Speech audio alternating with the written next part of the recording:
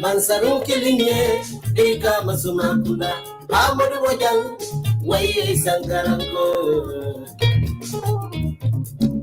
Itala pada sefo bala dembo sandam Bojang Ibada alkali keke jamme Bojang bala Odamma ya yidandi ko mansaru de muiti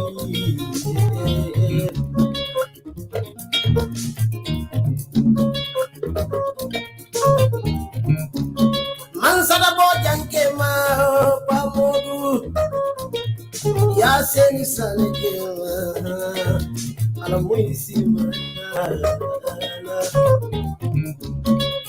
imaje pamodu munatina moja mae kanu moja mae lombo jamala videla unatonya mola muidi pamodu wayo Mengbe Kering ikole sada Mengbe Kering muna Mengbe Kering ikole banki Mengbe Kering wayo Mengbe Kering ikawale fo wayo Mengbe Kering suradi yonkola pamodu wayo sangaranga Ninko pamodu Sirif samsidin jadwa khaydara la talibo Wala wuluda bune nila khaydara Wala bemu mila talibo Sakharamba suwane Madina suwane Wala muila morodi Mansaru kilinye ika masumakula Amodu Bojang waye sangarango Sirfudi no khaydara terima pamodu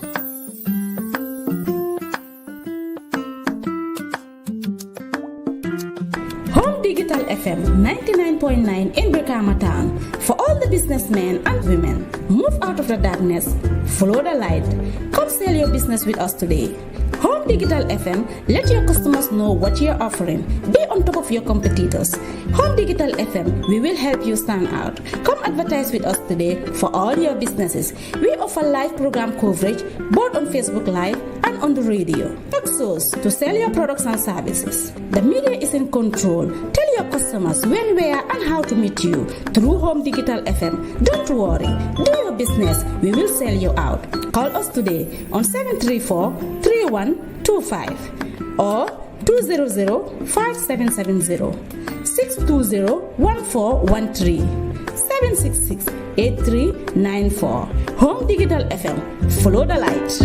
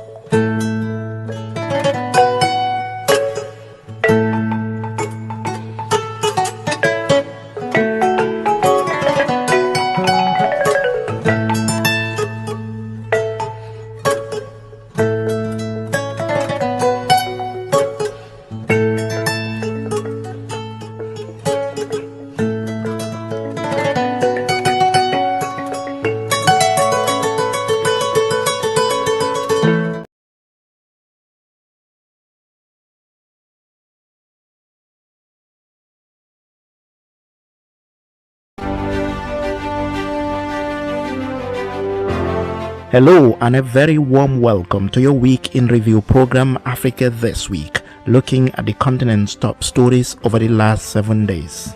Coming up in this edition,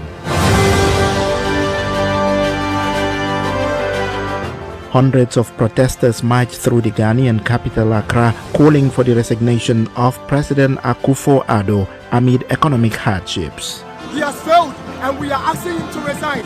High fuel price increment is killing the people of Ghana. We just want them to step down. It is not a matter of fight, or maybe we just want to be on the streets ranting for nothing. He should just step down so that peace will come. Human rights groups expressed concern over the arrest and detention of Pape Alé Niang, a prominent Senegalese investigative journalist and editor-in-chief of online platform Dakar Matin. He had a lot of concern about his security. He came to us to Amnesty and raised that concern, but we did not expect that the state will go far to arrest him and detain him. So we are very much concerned. A Nigerian social media influencer sentenced in the US to more than 11 years in jail over charges related to a multi-million-dollar scam that targeted companies in the US and elsewhere. And an end of an era as French President Emmanuel Macron announced the end of Francis Barkhane anti-jihadist mission in Africa after over a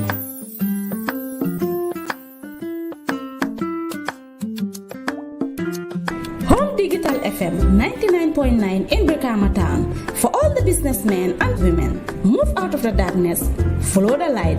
Come sell your business with us today. Home Digital FM, let your customers know what you're offering. Be on top of your competitors. Home Digital FM, we will help you stand out. Come advertise with us today for all your businesses. We offer live program coverage both on Facebook Live and on the radio. Talk source to sell your products and services. The media is in control. Tell your customers when, where, and how to meet you through Home Digital FM. Don't worry. Do your business. We will sell you out. Call us today on 734-3125 or 200-5770, 620-1413, 766-8394. Home Digital FM. Follow the light.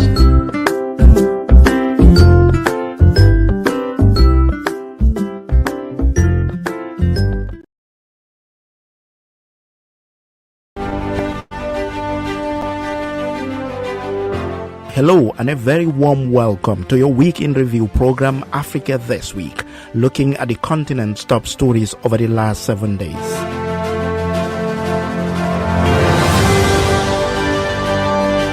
Coming up in this edition, jailed Senegalese investigative journalist Pape Alé Niang started hunger strike to protest his continuous imprisonment. Reactions to Gambian Justice Minister's statement that the government might not reveal identities of people who both seize assets of former President Yahya Jammeh. The whole process, I think, was very shady, and it's a shame that a government institutes a commission and then goes back saying you cannot disclose some names because you will be infringing on the privacy of certain people. Anything that has emerged as a result of that exercise, I do not believe privacy can be invoked or can be sufficiently invoked as justification. West African leaders announced plans to set up a regional peacekeeping force to intervene in member states to help restore security and constitutional order. There is no exception to the return to democracy as agreed in the transition time frame, in the transition agreement with ECOWAS. We'll also hear from a top West African security expert who described the ECOWAS plan as laughable. Is this force also capable of going into action when civilians change the constitution to suit themselves, like Ouattara did, like in Senegal it nearly happened, like that's happened before in Togo? Are they going to march onto the civilians when they are misruling?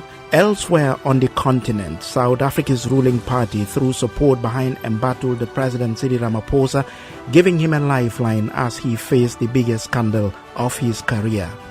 In our human interest segment, the story of a South African stand-up comedian and his wife and kids who set out on a 2-year-plus epic journey across Africa in a big green truck that ran on cooking oil and solar power. People telling us, oh, it's going to be dangerous, it's going to be difficult, Nigeria is dangerous, everywhere, and creating that fear. The thing is to get there and see for yourself, even though we're driving a 1978 truck, so really, security-wise, we're at risk. because we're going to break down.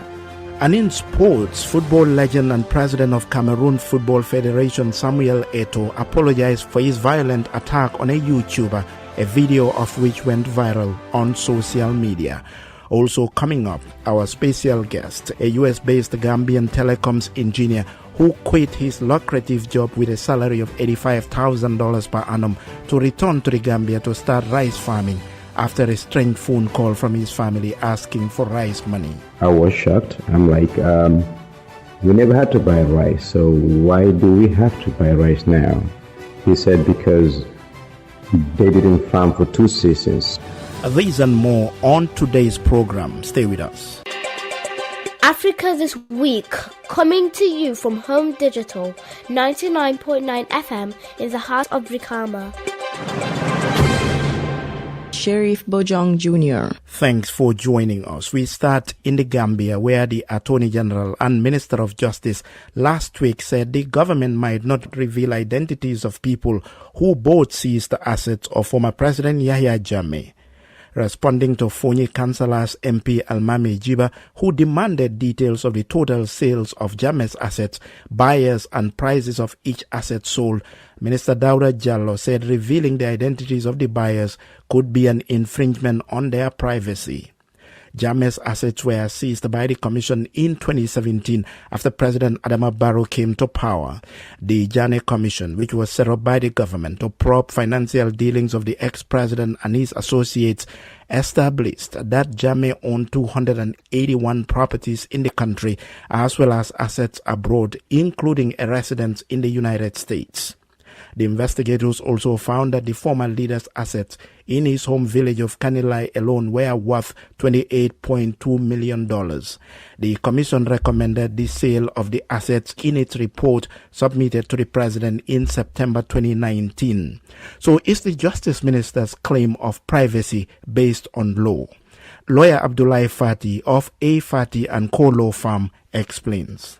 I wish to differ with the Honorable Attorney General. This entire transaction and process in terms of the assets are of a significant public nature and interest.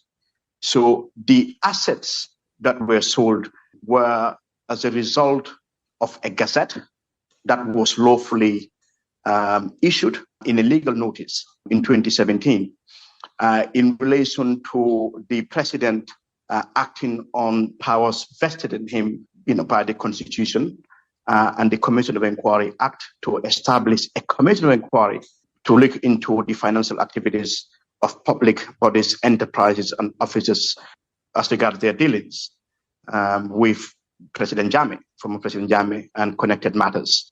So anything that has emerged as a result of that exercise, I do not believe privacy can be invoked or can be sufficiently invoked as justification.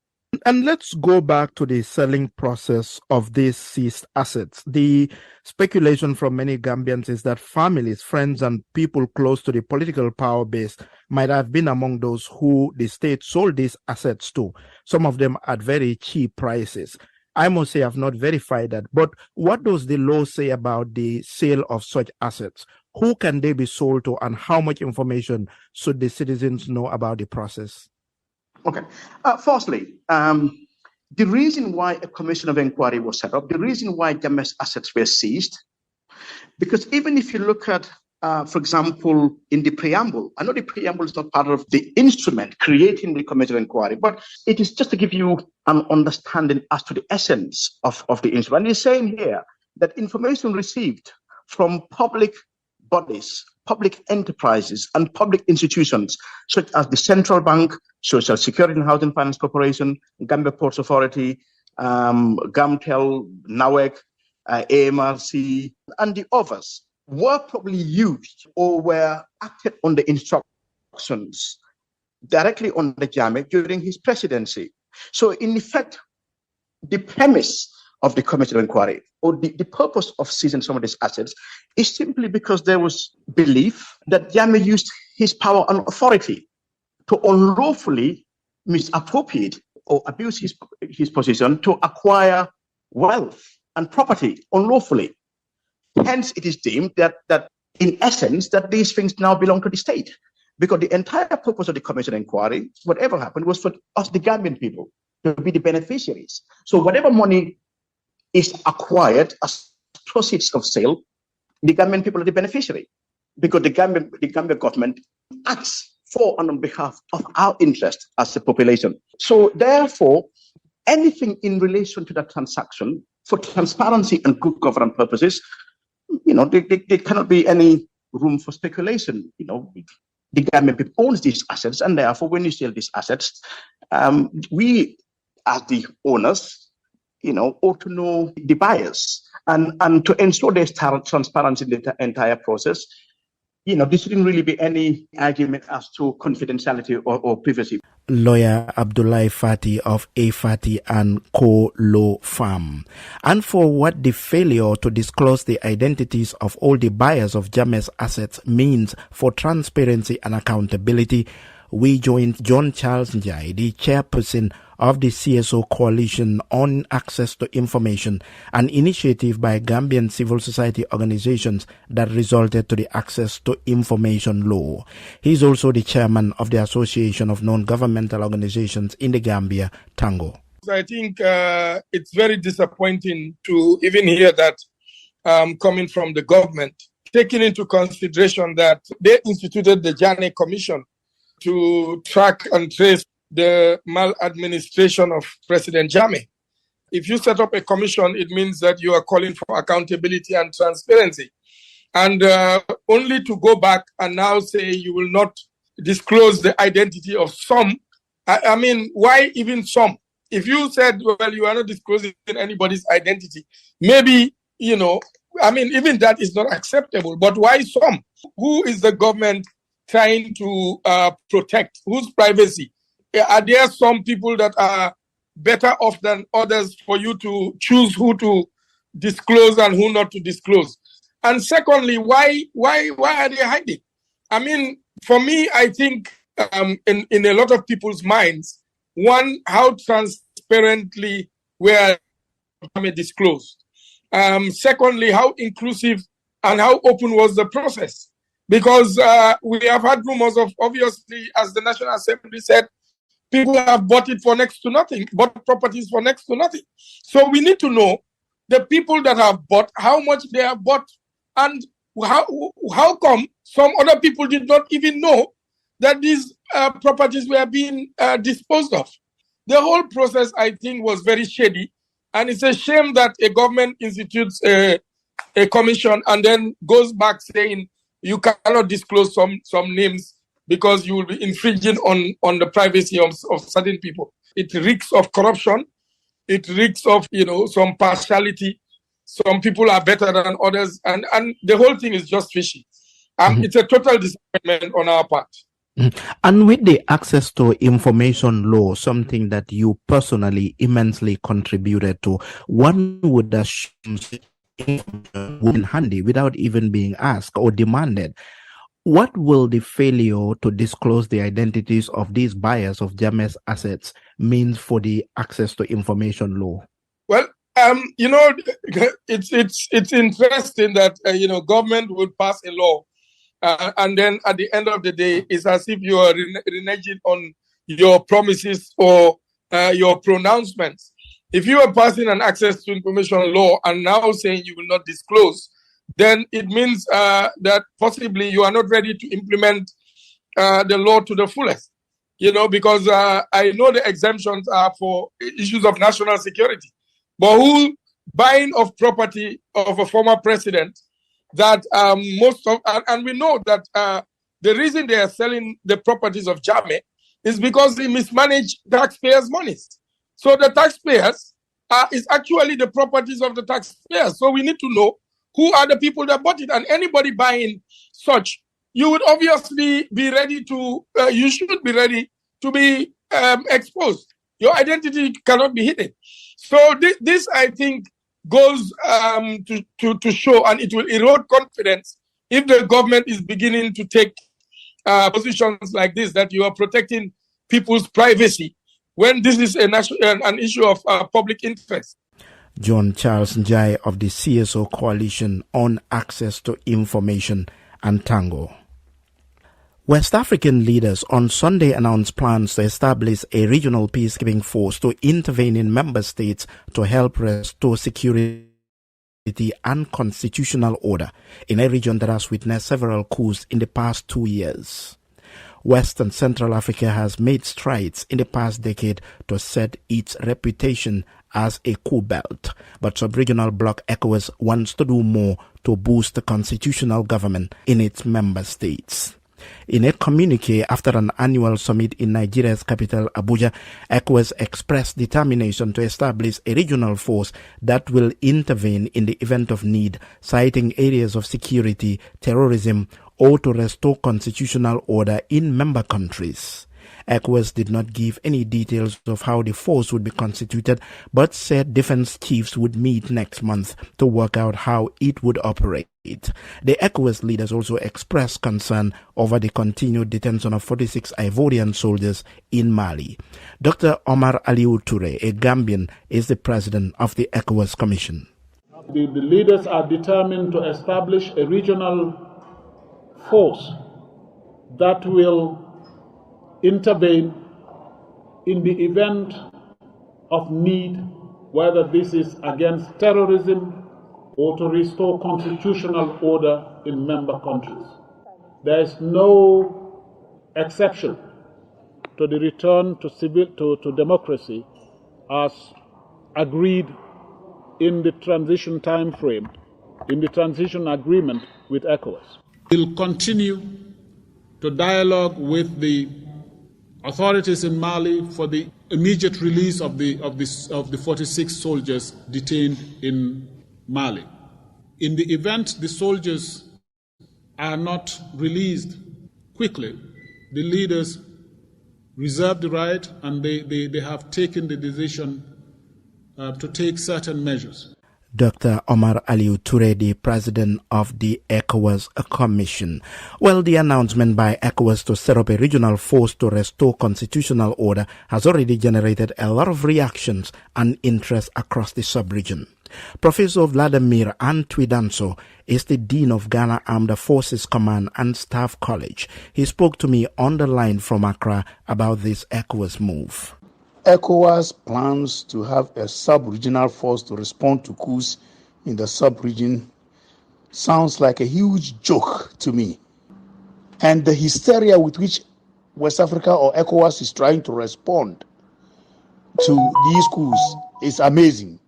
The coups we are seeing these days are not the type of coups we saw post-independence or the type of coups we saw during the Cold War.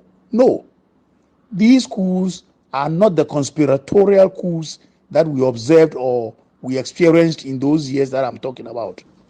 These coups are called systemic coups. A systemic coup is a coup which the military undertakes to save the nation. The military, we must understand, is the only institution that has the capacity and the wherewithal to be able to stem the tide when there is total instability and there is near implosion. So what we are seeing is a situation where the countries involved, Mali especially, Burkina Faso, they were imploding. There was no law and order. Institutions were not working because the jihadists were taking over. The only way to bring about a modicum of stability would be a military takeover. And that one is not a conspiratorial coup where some greedy soldiers just take over the government, whatever it is. It's not conspiratorial, it is systemic. And we shall continue to have a lot of such systemic coups in West Africa if governance is not given democratic credentials. And so those countries that are having coups are not countries that are interested in coups or they are taking over democratically elected governments. Professor, but why shouldn't people, including the military, subscribe to ballots instead of bullets to bring about whatever change they feel their countries need or deserve? I have always insisted that the ballot does not stop the bullet. Those of us in West Africa or the ECOWAS thinking that when we rush Mali or Guinea or Burkina Faso to the ballot, then hooray, we have democracy, are wrong.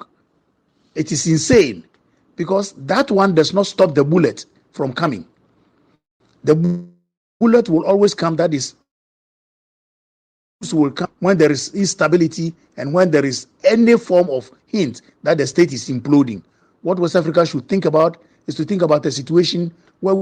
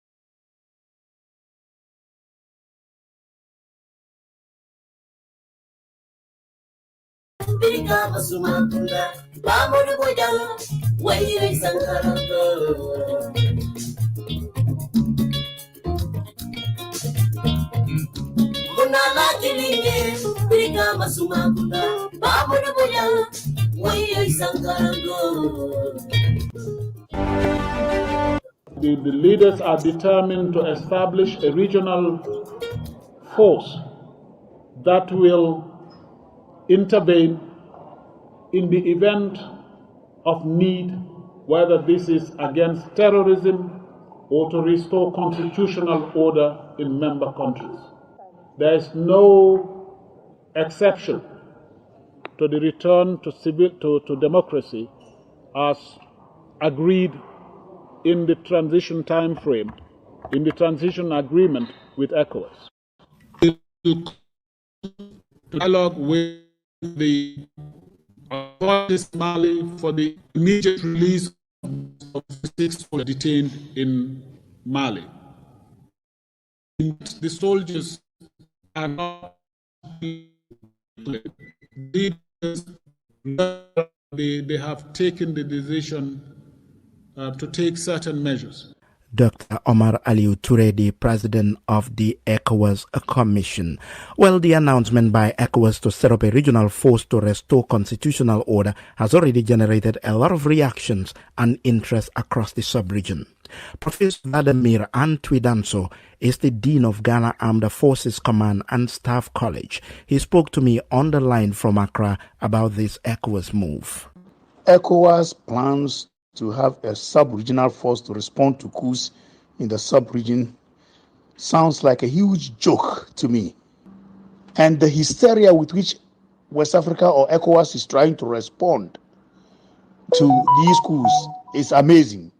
The coups we are seeing these days are not the type of coups we saw post-independence or the type of coups we saw during the Cold War.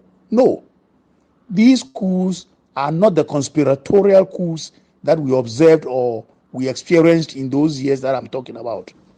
These coups are called systemic coups. A systemic coup is a coup which the military undertakes to save the nation. The military, we must understand, is the only institution that has the capacity and the wherewithal to be able to stem the tide when there is total instability and there is near implosion. So what we are seeing is a situation where the countries involved, Mali especially, Burkina Faso, they were imploding. There was no law and order. Institutions were not working because the jihadists were taking over. The only way to bring about a modicum of stability would be a military takeover.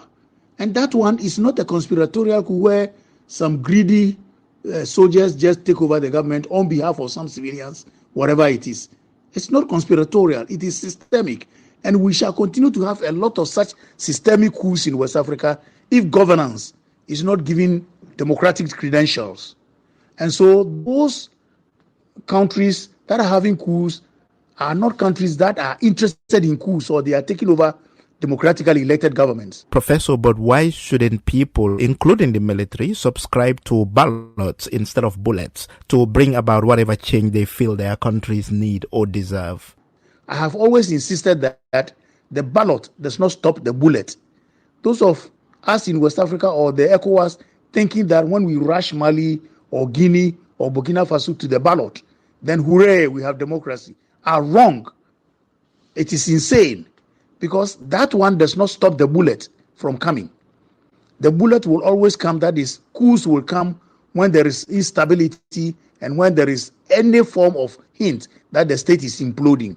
What West Africa should think about is to think about a situation where we have collective security and helping each other to create that welfare state that we want, that is ECOWAS of peoples. Why can't we have an EU-like kind of ECOWAS? And we are wasting so much time on coming together as a collective and coming together as a kind of one nation kind of thing. This is what we should be thinking about. And that is the only way stability would come. I just beg to ask, is this force also capable of going into action when civilians change the constitution to suit themselves, like Ouattara did, like in Senegal it nearly happened, like that's happened before in Togo? Are they going to march onto the civilians when they are misruling, or they think that their club should be saved by our forces put together, but that when military people take over, then we should go after them? I mean, this is an insane thing, and will be seen as that. Professor Vladimir Antwidanso, the Dean of Ghana Armed Forces Command and Staff College, speaking to me on the line from Accra. Former Liberian President Ellen Johnson Sirleaf has called on the U.S. President Joe Biden to use the forthcoming U.S. African Leaders Summit to tell the African leaders the truth about the issue of overstaying in power.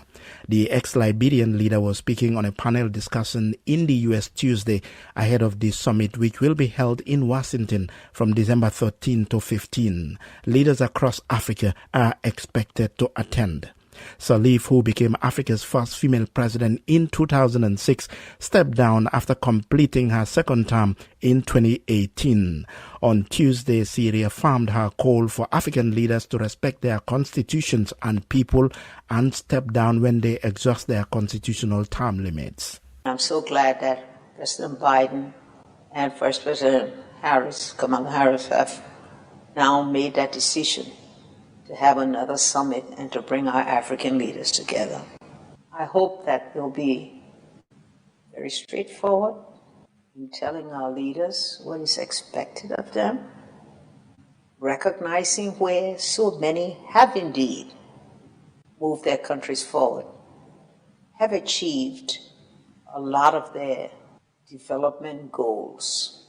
But for many who determine that they'll hold on to office and thereby sabotage the future of our young citizens, that they need to be told that we must all just on the scene, do what we can do, and then pass it on.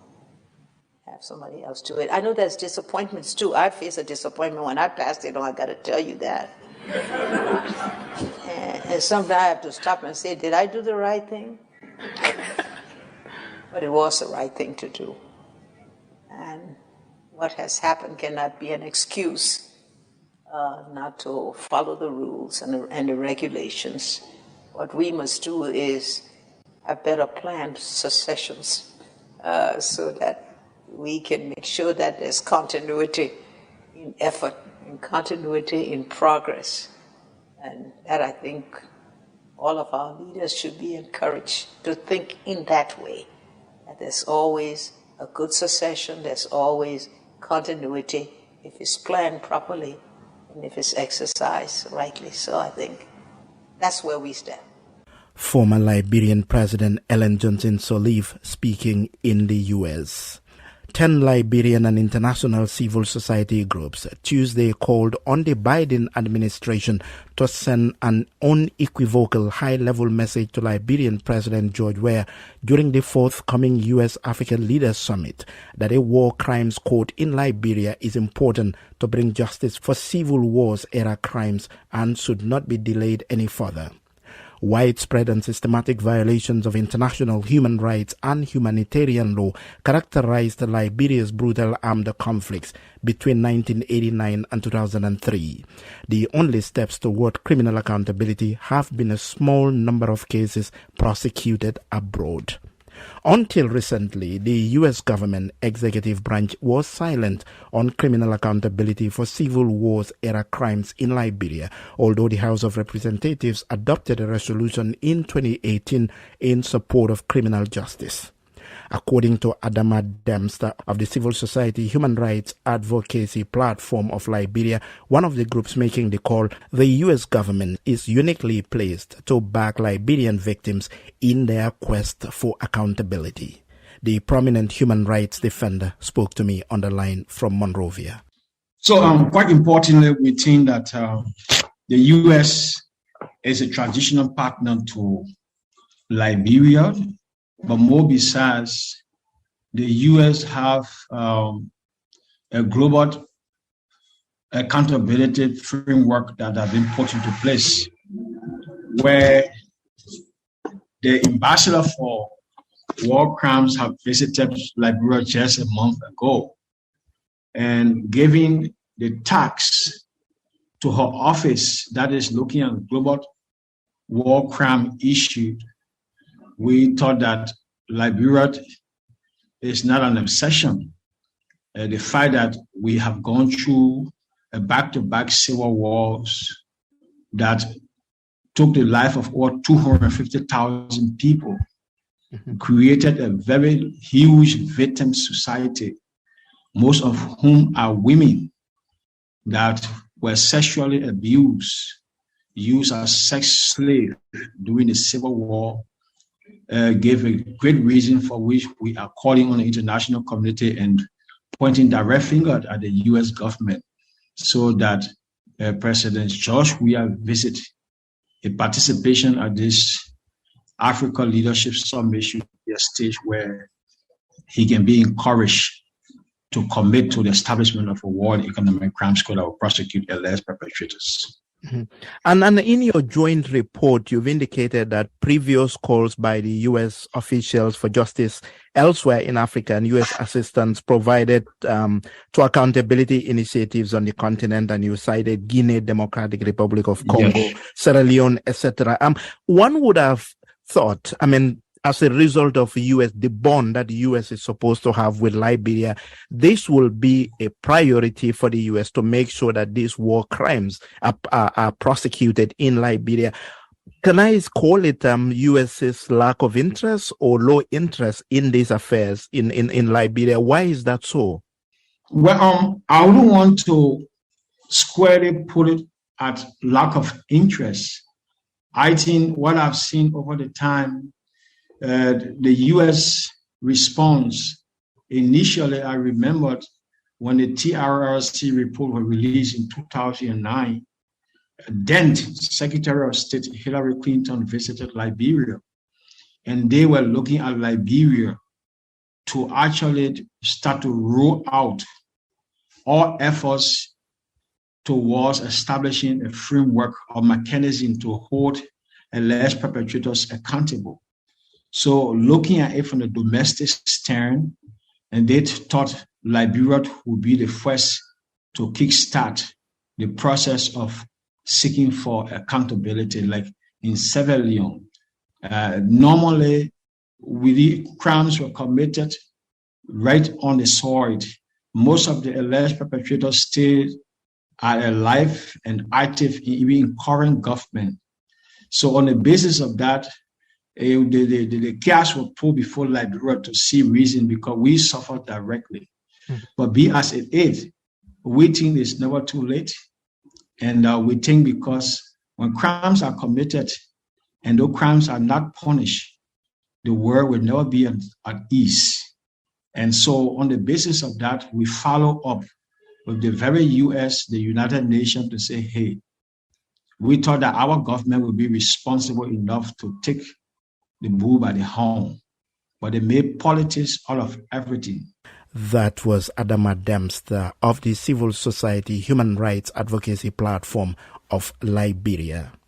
Now to Mali, where Choguel Maïga on Monday resumed his role as transitional prime minister after more than 3 months of medical leave, according to a decree read on state television. In August, Maïga was ordered by his doctor to rest after months of intense exertion. He was temporarily replaced by Colonel Abdoulaye Maïga, the government spokesman and Minister of Territorial Administration. Choguel Maïga has been one of the government's most outspoken voices in repeated public rows with West African neighbors and international allies who criticize its military cooperation with Russian mercenaries and repeated election delays. Burkina Faso's military government has suspended the broadcast of Radio France International in the country over what it said were false reports and giving voice to Islamist militants. In a statement issued last Saturday, the government accused the RFI of having relayed an intimidating message attributed to the terrorist leader earlier that day and saying the outlet would therefore be suspended. The statement did not mention which specific report from RFI's December 3rd broadcast had prompted the suspension, but additionally accused RFI of broadcasting misleading information about the country's interim president Ibrahim Traoré on December 2nd. In response, RFI said the accusations were totally unfounded, calling into question its professionalism. It said the decision to suspend its broadcasting was made without prior notice and without the implementation of the procedures put in place by Burkina Faso's communications regulator. Meanwhile, media watchdog Committee to Protect Journalists CPJ described the suspension as alarming and unfortunate.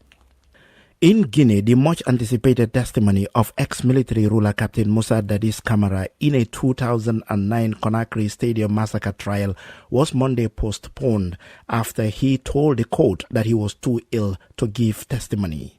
Local reports said survivors of the 2009 incident and relatives of the dead had been eagerly awaiting the moment when Camara would take the stand. He said the former military ruler, who appeared in court in civilian clothes and was walking with some difficulty, said he was unwell and had malaria. Camara and 10 other former military and government officials are being tried for their alleged roles in the killing of 156 people and the rape of at least 109 women by pro-junta forces at a political rally in a Conakry stadium in September 2009. They face charges ranging from murder to sexual violence, kidnappings, arson, and looting. Camara himself is charged with personal criminal responsibility and command responsibility. His testimony has now been rescheduled to December 12. Jailed Senegalese investigative journalist Pape Alé Niang Friday started a hunger strike to protest his continuous imprisonment. Niang, director of the Dakar Matin news site, has been held in Dakar since his arrest on November 6. He is accused of having broadcast confidential message about security arrangements surrounding last month's interrogation of leading opposition politician Ousmane Sonko over rape allegations. Ghana on Monday launched a domestic debt exchange. The Minister of Finance, Ken Ofori-Atta, expressed confidence that the move would help restore macroeconomic stability and end Ghana's worst economic crisis in a generation. Ofori-Atta said in a video address on Sunday that Ghana's government had finished its debt sustainability analysis, but he did not provide any information on plans for foreign debt that are anxiously awaited by international creditors. Under the domestic exchange program, domestic bond holders will be asked to exchange their instruments for new ones. Existing domestic bonds as of 1st December 2022 will be exchanged for a set of 4 new bonds maturing in 2027, 2029, 2032, and 2037. The annual coupon on all these new bonds will be set at 0% in 2023, 5% in 2024, and 10% from 2025 until maturity. Coupon payments will be semi-annual. Our commitment to Ghanaians and the investor community, in line with negotiations with the IMF, is to restore macroeconomic stability in the shortest possible time and enable investors to realize the benefits of this debt exchange. The government of Ghana has been working hard to minimize the impact of the domestic debt exchange on investors holding government bonds, particularly small investors, individuals, and other vulnerable groups. In line with this, Treasury bills are completely exempted and all holders will be paid the full value of their investments on maturity. There will be no haircut on the principal of bonds. Individual holders of bonds would also not be affected. Ghana's Finance Minister Ken Ofori-Atta. Well, as the Ghanaian government embarks on its debt restructuring program, former President and now opposition leader John Dramani Mahama has predicted tougher times for the country's private sector. Mahama was speaking at the 13th graduation ceremony of the Accra Business School. Compensation costs in our budget for 2022 was estimated at 55.3% of tax revenue.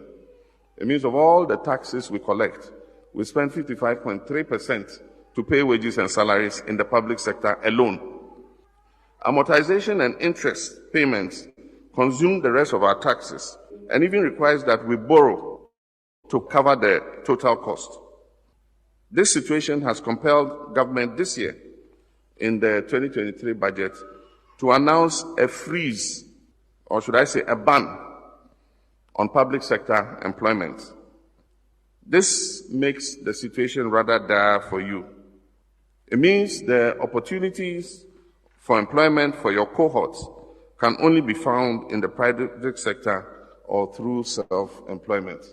Unfortunately, due to mismanagement and reckless expenditure by government over the past 5 years, the private business environment is also in a very poor state today. An ambassador of a European country who called on me recently noted that 7 companies from her country that had existed in Ghana have closed their businesses and left Ghana completely. And she also said some others have moved their offices from our dear country, Ghana, to Cote d'Ivoire. Only recently, you must have heard that Game, a retail outlet from South Africa, has announced that it's closing all its retail outlets in Ghana.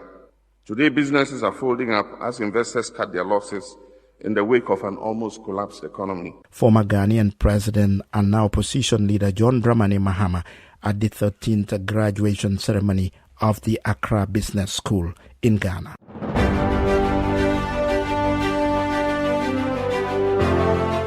You are listening to Africa This Week on Home Digital FM with me, Bojang Jnr. A reminder of our top stories.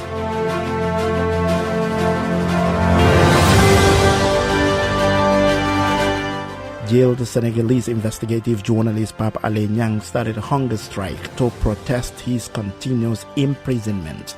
And West African leaders announced plans to establish a regional peacekeeping force to intervene in member states to help restore security and constitutional order. Still ahead in the program, the vice presidential contender of Kenya's main opposition coalition in the last presidential election launched a scathing attack on President Ruto, accusing him of using a mafia-led state on Kenyans. Our special guest, a US-based Gambian telecoms engineer who quit his job with a salary of $85,000 per annum to return to the Gambia to start rice farming after a strange phone call from his family asking for rice money.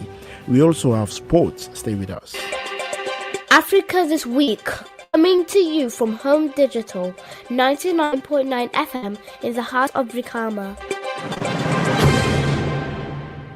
Now to South Africa, where the ruling party said it will tell its lawmakers to reject a report that President Cyril Ramaphosa may have committed misconduct over a stash of cash in his farm. The ANC's decision has so far given him a lifeline as he faced the biggest scandal of his career.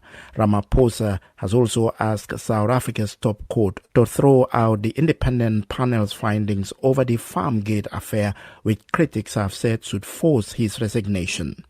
On Monday, opposing groups held protests outside the venue where the ANC party's top organ met. One side called for Ramaphosa to step down, while the other expressed support for him.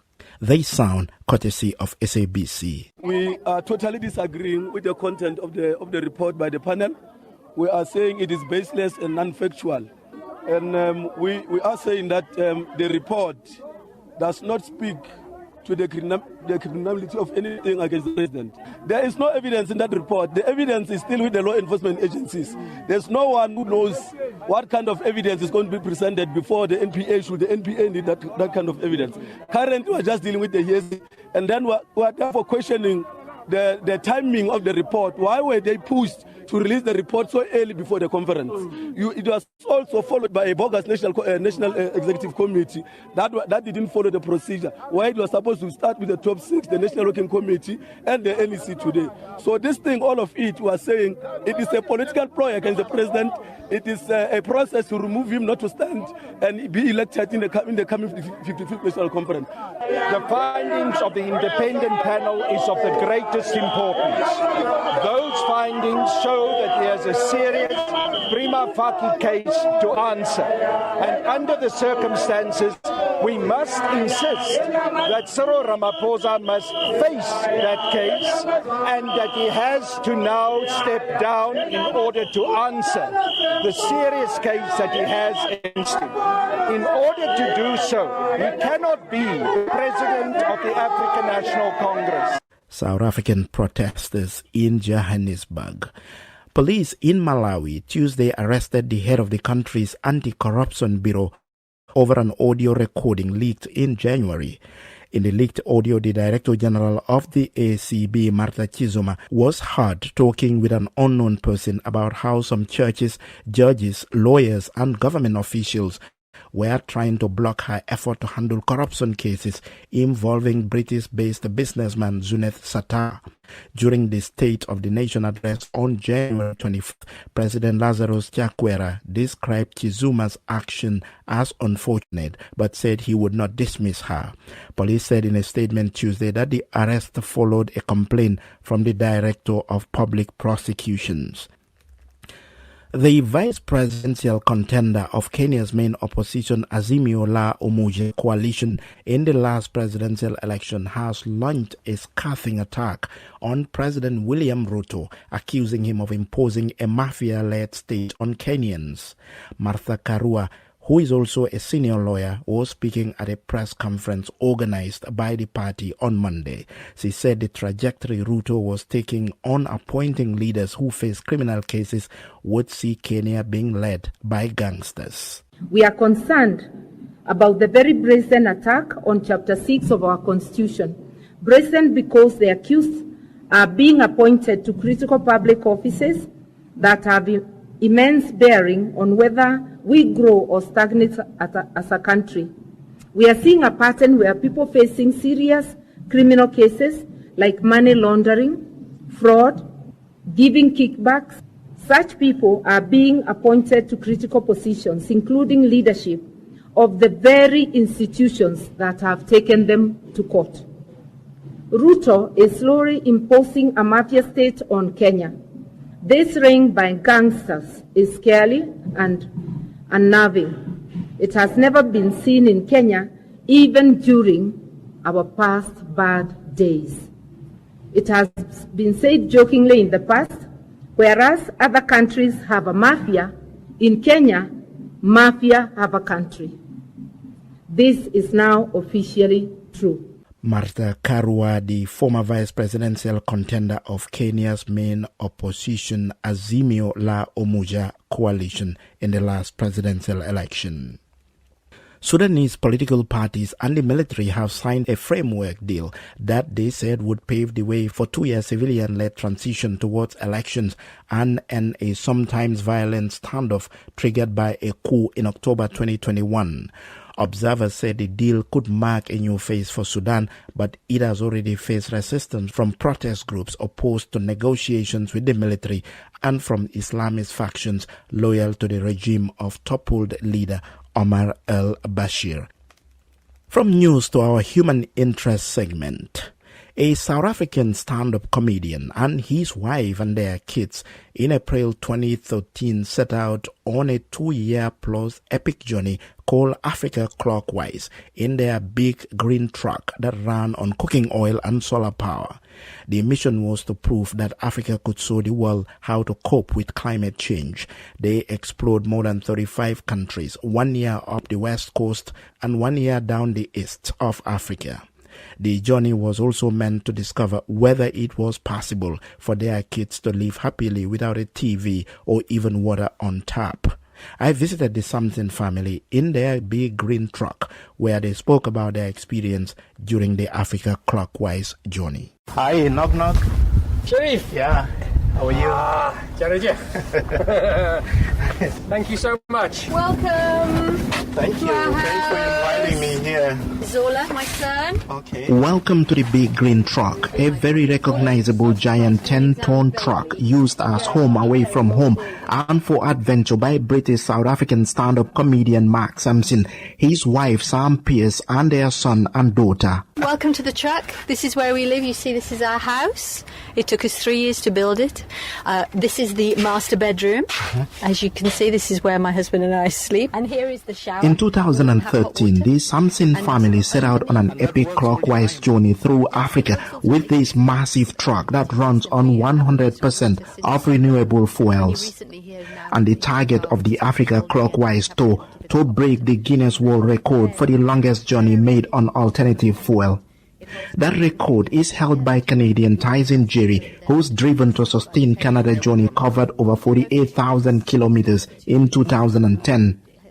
Starting the engine, Mark explains the alternativeness of the green truck, a Mercedes-Benz used as war truck by the South African Defence Force in 1978.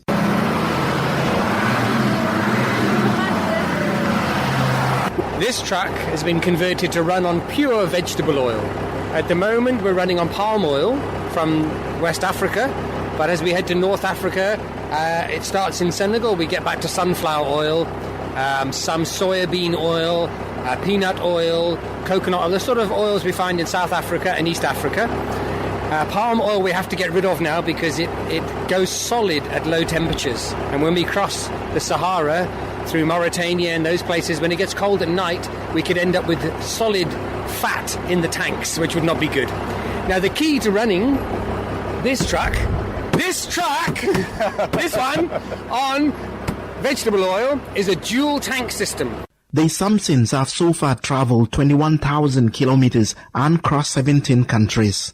Along the way, they've survived a flying solar panel in Namibia, a whale coming loose in Angola, and AK-47 welding bandit in DR Congo, getting stuck on the ferry across the Congo, being bitten by scores of jungle bugs in Gabon, waist-high mud in Cameroon, a scorpion bite in Togo, a thumping madman in Ghana, and malaria plus typhoid in Côte d'Ivoire.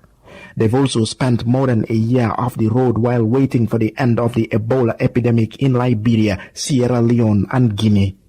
But for Mark, the toughest part of the journey is the issue of overcoming the preconceived ideas and the negative publicities about West Africa. People telling us, oh, it's going to be dangerous, it's going to be difficult, Nigeria is dangerous, everywhere, and creating that fear.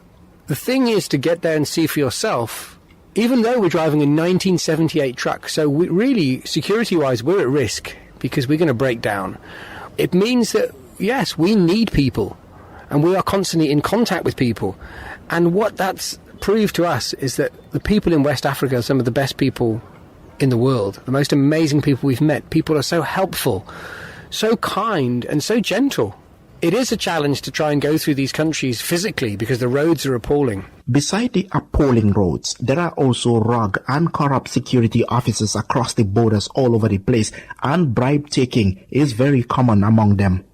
But the Samsons have never paid a bribe thanks to their amazing personalities, some bit of magic, and big smiles. We're very proud of that, and because of time as much as anything, we bluff and take our time, and we don't give in, and I have a secret weapon.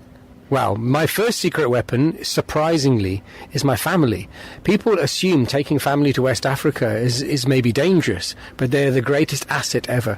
As soon as the police see I have children, one black and one white, and a wife, they go, I have children. I have a wife. If it was 4 men on an expedition, hey, hello, we're men, it would be different. And then I do some magic, and I make a cloth disappear. Oh yeah, can you do that now? I can do it now if you want. It's not going to work. It's not the best radio. Yeah, I know. But you have describe. You have to describe. Yeah, I know. And then now you have this red. Yeah, so you have a red cloth. I have a red cloth. Okay. Yes. And I put the cloth into my hand, as you can see. I can see the red cloth now. It's going in. Yeah. I push it into my hand. Yeah. And I tell people it's in my hand. Open your hands. It's there in my hand. Nothing. It's gone. Where is it? It's in Miracle Land, the land of fairies, and then it comes back because it was in my hand the whole time. You just couldn't see it. You see. Wow, magical. So that gets you through. Well, it cracks the ice, and then the rest is down to smiling and to being polite and letting them have the authority that they deserve and say, yes, sir, it's okay, we will wait, and that's fine, be polite, we'll make some tea, let's have lunch, no, we're not in any hurry, let us phone the ambassador, it's fine, we'll be fine, whatever you want, yes, sir, no, sir, please, eventually, you just take your time and keep smiling. We are relentlessly cheerful. It's a weapon. It's a huge weapon. You must never get upset. You must always be quite happy to wait, and then you will be fine. So much of West Africa has captured our heart that we're not sure where home is. Home is in the truck. Wherever we park now, we're like the song, wherever I lay my hat, that's my home. Wherever I park my truck, that's home, which is great for the family because inside is always the same. We open up outside, anything could be outside, but we're still in our home. Let's go!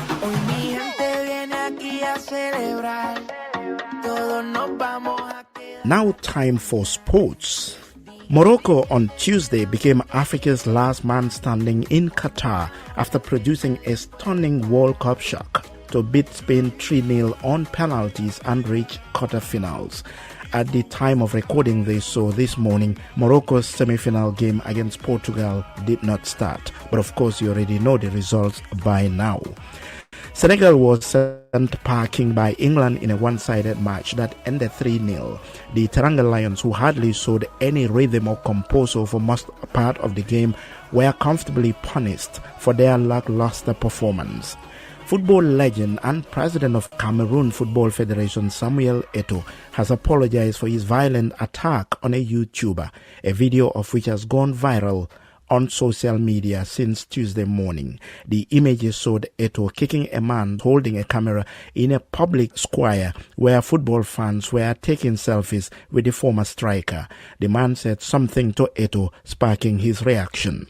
The incident was recorded shortly after Brazil's 4-1 victory over South Korea in the World Cup. Taking to Twitter, Eto'o admitted having a violent altercation with who he referred to as probably an Algerian supporter. I apologize for losing my temper and reacting in a way that does not match my personality. I apologize to the public for this unfortunate incident, Eto'o tweeted.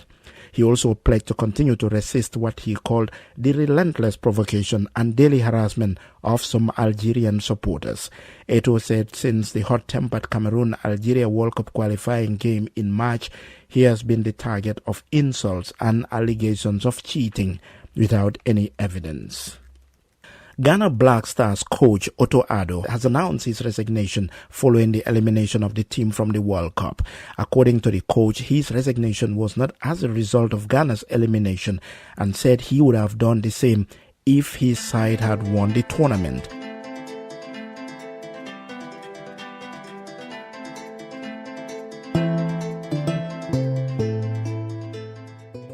And now time for our special guest segment. Rice is the staple food for Gambia's 2 million population. According to official figures, every Gambian consumes an average of 117 kilograms of rice per annum, far above the world average of 56.9 kilograms. Yet 80% of rice consumed in the Gambia is imported. But one man is on a mission to change that. Musa Dabo's father was the wealthiest farmer and owner of farming tools used by his community of thousands of people to farm. Rice was the source of income for the family. Musa and his siblings and other extended relatives paid their school fees from the rice money. In April 2000, Musa left for the US for greener pastures. The family continued with rice farming, generating more income and saving enough rice for consumption. In 2009, his father died. But in 2012, Musa received what he considered to be a bizarre phone call from his brother back home, asking for some money to buy rice for the family to eat. This led to Musa quitting his lucrative engineering job in the US with an annual salary of $85,000 to return home to the Gambia to start life as a farmer. Fast forward the story, Musa's establishment, Maruo Farms Limited, is today the biggest single rice grower and rice distributor in the country. It also supports rice farmers, public sector partners, and private sector enterprises across the rice value chain in the country. Musa Dabo is our special guest. As the son of a successful rice farmer, my childhood was filled with long and tedious days in the rice fields. So from school, we have to go to the rice field where we have our lunch. Then we work until probably dusk. Then we come home. And we never had the chance to go around and play like the other kids. So this is the condition that we were living in. But at least we never had to buy rice. And even though the family was really big, our tuition and everything in school was paid from that rice field. And then your father, as a successful rice farmer, how influential with regards to in connection with rice farming was he in your community? So my father, Alaji Kamburama Dabo, was actually the anchor as far as rice fielding was concerned in the whole of that area. When he farms, everybody farms. When he doesn't farm, nobody farms, because he was the one that brings everybody together. He was the one that has the tools. Growing up, you never bought rice because you were living on the rice that you were farming. Yes, we never bought rice. In fact, we sold rice.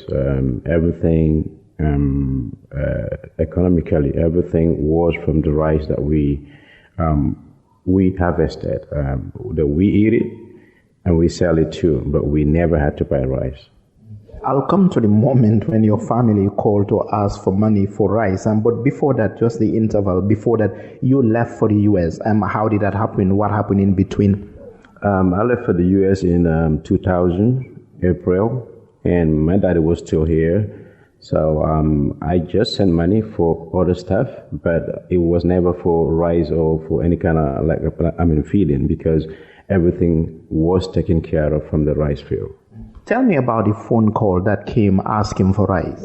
So this was in 2012 when I first received a call from my brother asking for money to buy rice for the family. I was shocked. I'm like, we never had to buy rice, so why do we have to buy rice now?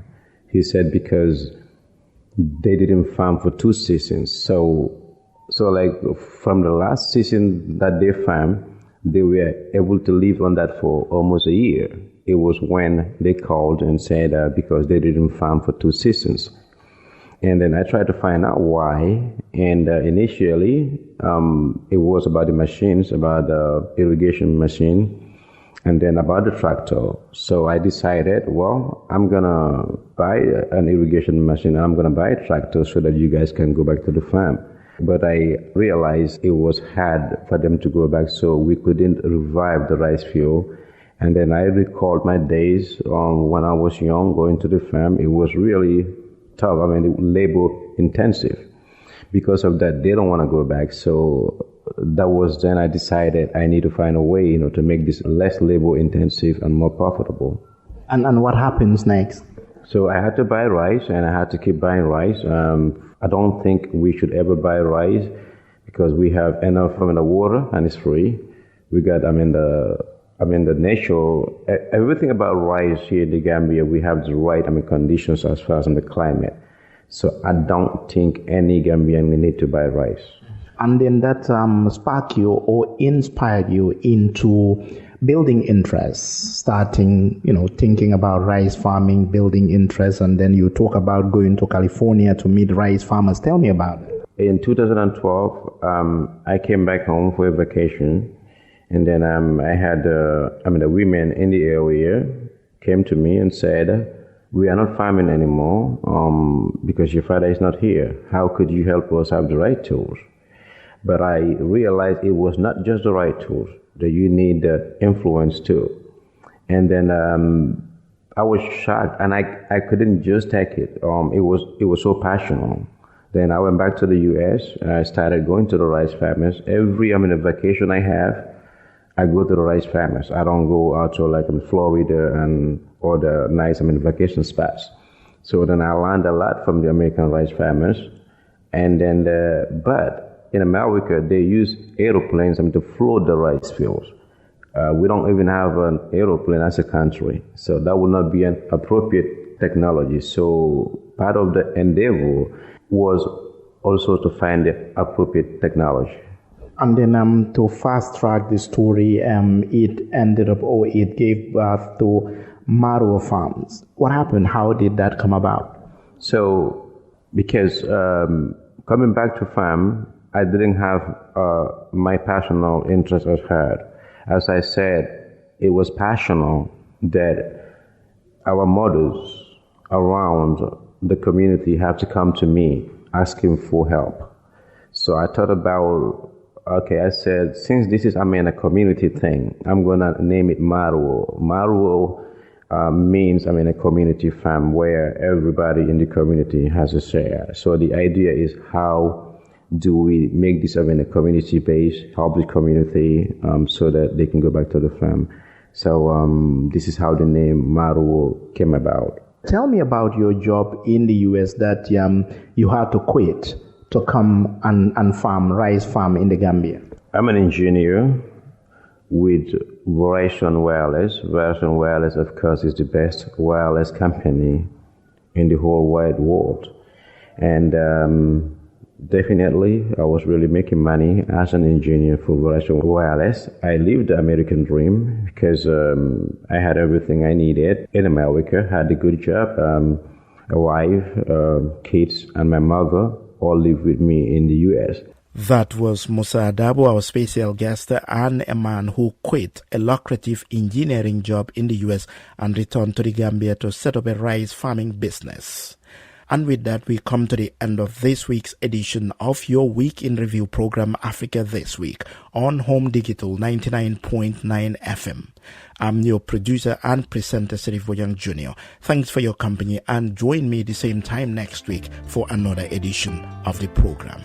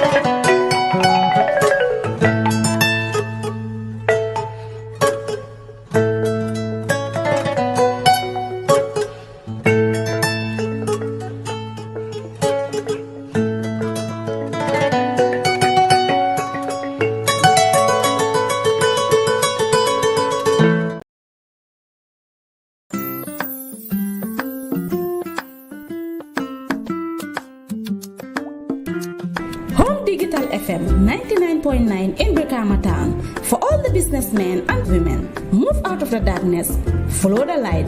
Come sell your business with us today. Home Digital FM, let your customers know what you're offering. Be on top of your competitors. Home Digital FM, we will help you stand out. Come advertise with us today for all your businesses. We offer live program coverage both on Facebook Live and on the radio. Exos to sell your products and services. The media is in control. Tell your customers when, where, and how to meet you through Home Digital FM. Don't worry. Do your business. We will sell you out. Call us today on 734-3125 or 200-5770 620-1413 766-8394. Home Digital FM. Follow the light.